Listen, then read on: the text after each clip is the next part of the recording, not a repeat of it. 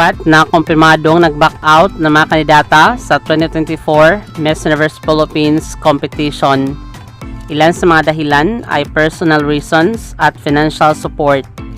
Ayon pa ng ilang netizens, katakataka kung bakit may mga nag-withdraw sa nasabing competition.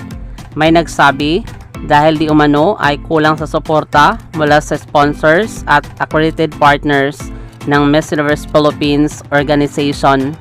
At higit sa lahat, matagal ang pageant na umabot ng ilang buwan.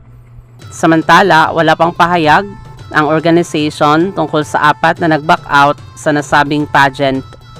Ano ang masasabi mo tungkol dito? Maraming salamat sa panonood. Para maging updated ka, huwag kalimutang mag-subscribe.